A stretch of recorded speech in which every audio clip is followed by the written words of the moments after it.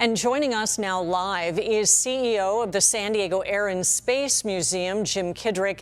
Jim, thank you for joining us this afternoon. And let's get right to that flight path.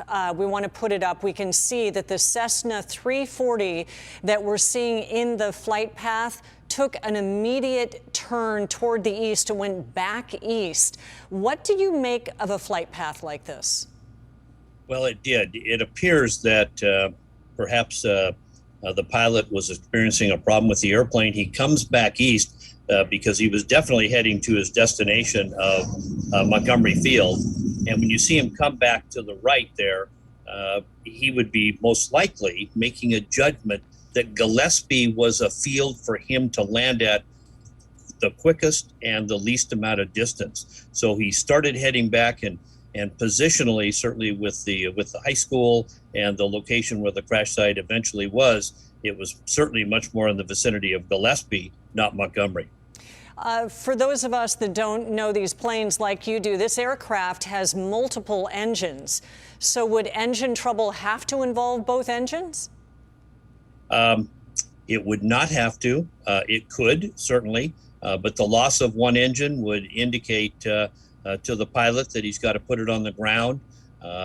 This airplane is not necessarily the best single engine airplane ever manufactured. Now, there are varying degrees of all airplanes, but he would definitely want to look for a place to set the airplane down as soon as he could. And of course, the video that you showed earlier had an airplane that was coming relatively steeply down. It wasn't like an airplane that was coming in to make a landing on a road or a field or whatever. It was pretty steep, and the airplane was actually more like this than wings level, which also could indicate some sort of flight control difficulty that he was experiencing. So you definitely do not believe that he was trying to make it to a place where he could get that plane down, that this was really a crash situation?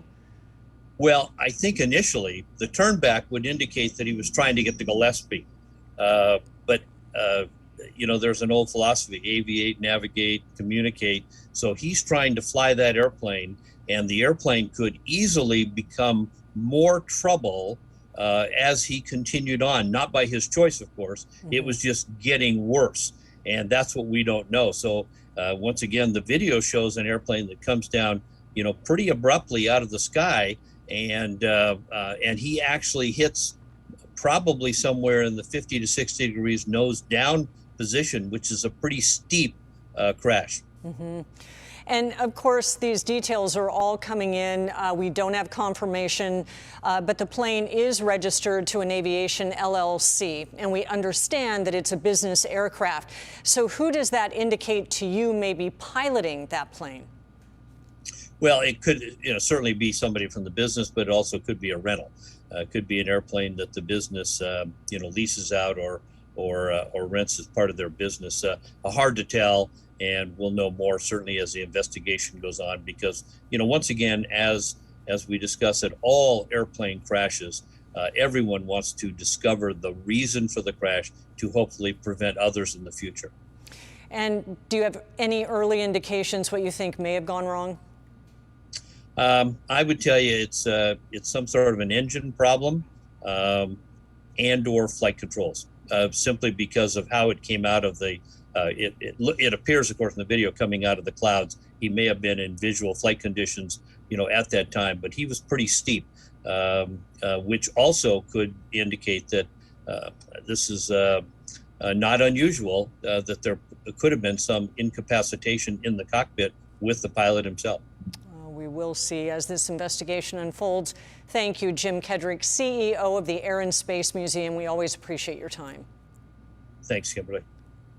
And we will continue to track this breaking news throughout the hour. You can also get breaking news updates with our ABC 10 News mobile app.